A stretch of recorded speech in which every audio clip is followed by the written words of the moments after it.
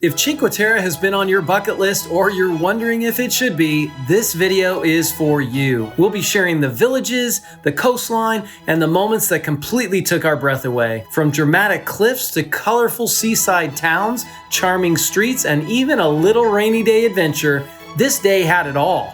Let's dive in. Today is about Cinque Terre, the villages, the coastline, and whether it's worth giving a full day of your trip to do it. When you arrive here, you do have options. Many people head to Florence or even Pisa. We chose Cinque Terre instead. After stepping off the ship, we learned that the train station was about a 25-minute walk from the port, straight through the city of La Spezia. So, with rain jackets zipped and a little optimism, we headed out. Once we reached the train station, we made our plan. Start with the farthest village and then work our way back. Our first stop was Monterosso al Mare. As we stepped off the train, the clouds began to lift and the coastline slowly revealed itself. Looking back, we could see the other villages tracing the edge of the cliffs behind us. One of those views that quietly reminds you why you traveled halfway across the world. Monterosso is the largest of the 5 villages and instantly feels different from the rest. It's the only village with a true sandy beach, which made it a popular seaside resort long before Cinque Terre became world famous. We made our way toward the beachfront, passing rows of umbrellas and lounge chairs neatly arranged along the shore. Even without the summer crowds, the beach was beautiful, calm, expansive, and easy to imagine buzzing with life in warmer months. So pretty. From there, we wandered towards Stella Marina Beach Bar, taking in the sound of the waves and the open feel that makes Monterosso unique among the villages.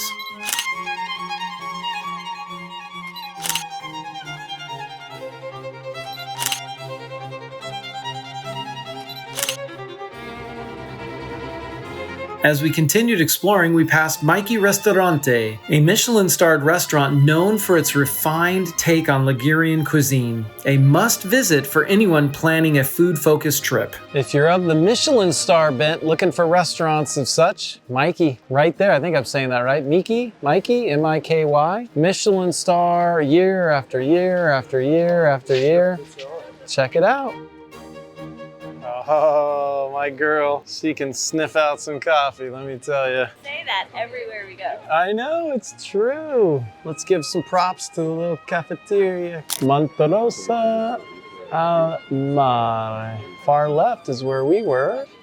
And now we're gonna work our way walking over to the right. So we're right over here, and then you go down the coastline. Vernazza, Corniglia, Manarola, Riomaggiore. Huh? Pretty good, I'm getting good at my Italiano. Tunnel shared by all. There you go, to get to the other side. And as you can see, this is the walking. Crossing through a tunnel, we entered Monterosso's Old Town, where the atmosphere shifts completely. Now you come out of the tunnel and it opens up to this part of the town. Wow, it plays an amazing chime of all the bells at noon. Narrow streets opened into a central square, a clock tower chimes softly overhead, and shops, cafes, and bakeries line the pathways. This side of Monterosso feels older, quieter, and deeply rooted in tradition.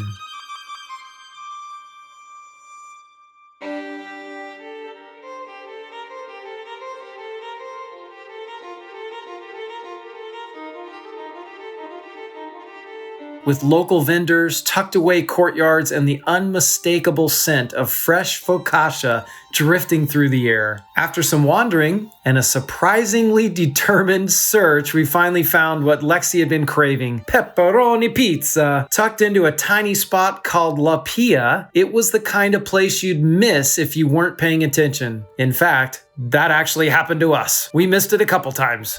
Uh-oh. This is actually the direction that we came first, that she wouldn't go up the hill with me, but I don't think she realizes it. We're going back to where we started. We actually walked right by it. When you see the clock tower and the bell tower, go to the right, you'll see A Siasa, which I struck out earlier. They only do whole pies. And this is the square, and you wanna go right up through there is La Pia. Oh, and they have pizza with salami by the slice. Yes, that looks fantastico. It turned into one of those unexpectedly perfect travel moments, simple, delicious, and shared, especially as other travelers kept stopping to ask where we found it. You're welcome, La Pia. From Monterosso, we boarded the train again and headed to Vernazza. You come down the hill from the train station, you'll see this. I must tell you, it pales in comparison to the other pizza that we had. Not even close. Not even close. Don't do it. Vernazza is often considered the jewel of Cinque Terre. Its natural harbor, pastel buildings stacked into the hillside, and medieval watchtower create one of the most photographed scenes in Italy.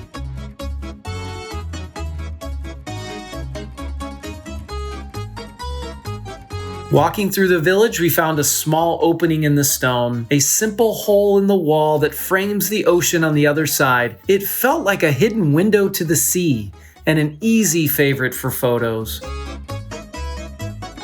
We grabbed a gelato at a shop by the water and sat near the marina, looking back toward Monterosso, watching the light change across the coastline. At the base of the hill, the curved rocks near the harbor tell a quieter story. Remnants of Vernazza's long fight against storms and the powerful Ligurian Sea.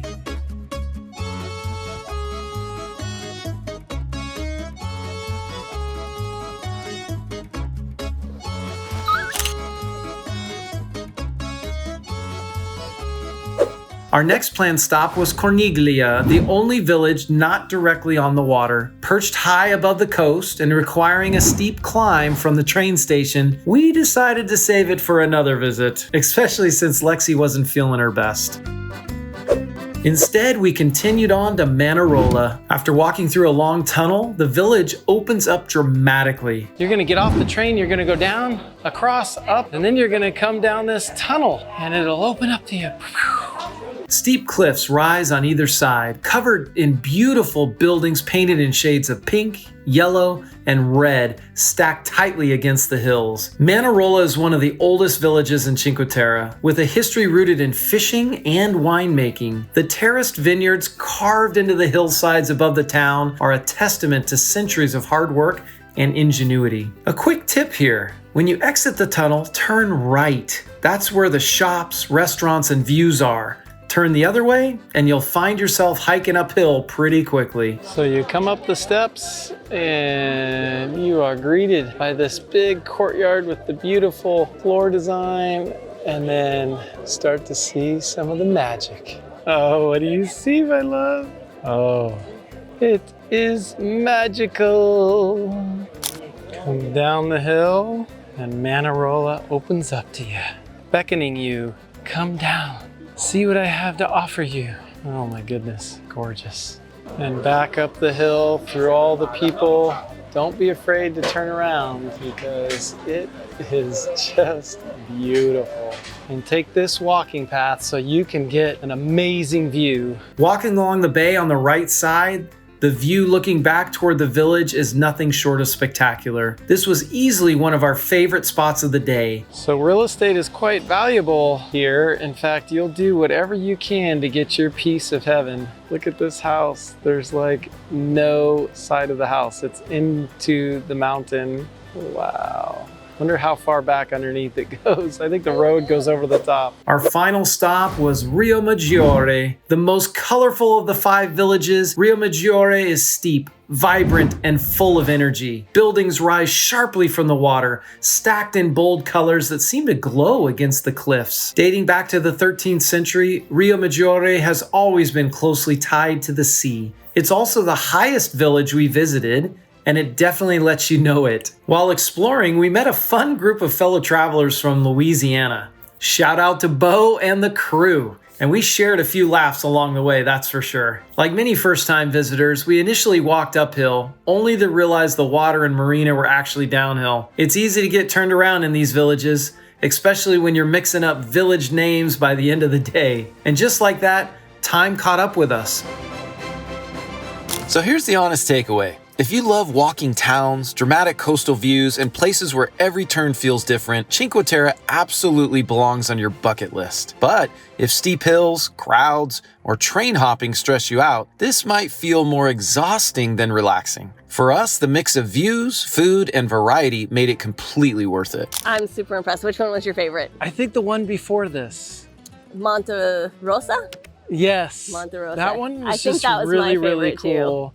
Although this one's pretty special as well. This It's one's pretty very good size. This one's super Very hilly, yeah. But anyway, hey, thanks for coming along with us. I think you got to put it on your to-do list, your bucket list for sure. And I did hear from one of the locals that the one that we missed is known for their fish. So I'm kind of okay, and they're on the hillside, the only one not on the coast. I know, crazy. How about that? Crazy. And they're known for their fish. So anyway, hopefully it inspired you to come to these 5 towns. Cinque Terre. Cinque Terre in Italy. I mean, come on, it's like Why magical. would you not want to come here? I know, right?